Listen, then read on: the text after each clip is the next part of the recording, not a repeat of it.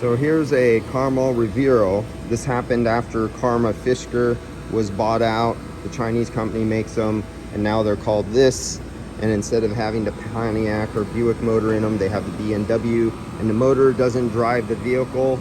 The motor is just a generator to charge the batteries that drive the vehicle. And as you see, I have it on full cooling. This does not have ramp down, ramp up like the more sophisticated cars we're used to with profiles for energy efficiency. I think this one just has the compressor balls to the wall, driving hard. I can hear it winding down there. It keeps it steady at 21 psi is the low side pressure under these circuit. We're 67 degrees outside, taking the temperature right here. 67 degrees is the temperature. High side pressure. For a lot of electric vehicles, a 16 superheat sometimes, well, they vary, it depends on the working, but usually right off the bat this went right to 16 and stayed there. Sometimes they'll ramp up and then ramp down and adjust, and my superheat will go all the way down to near 0 on some of these modern electric vehicles, which for commercial or residential guys would be freaking out because they're saying, oh my god, you're going to get liquid flood back to the compressor and wipe out the compressor.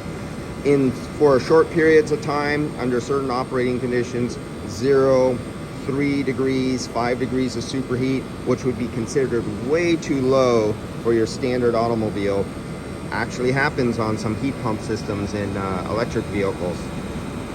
Nothing crazy about the superheat, nothing special there. It's not wildly crazy like some vehicles would be almost approaching 40 or 50. I've seen that, what I thought was just completely insane.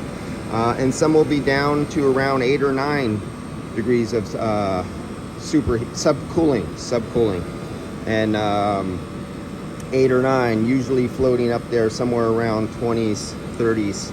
But yeah, nothing spectacular on this one other than there is no energy saving profile on this. It's like you put it on full, it just keeps it there and doesn't change it. Unlike your Honda or your Mercedes or your Toyota that will ramp up the compressor slowly and then ramp it down as the energy doesn't need to consume to maintain the temperature in the cabin. It'll want to save the drive battery on the electric car, so it'll ramp the compressor down to keep a minimum compression ratio so it doesn't use a lot of energy. On this car, it's just balls to the wall, full metal, full floor, use as much power as possible.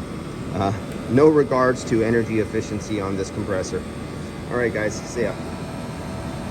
And this is not the Fisker, this came after Fisker, where Fisker changed the name to the Revero, and this is the Karma with the Karma badge, not the Fisker badge. Still the same car basically.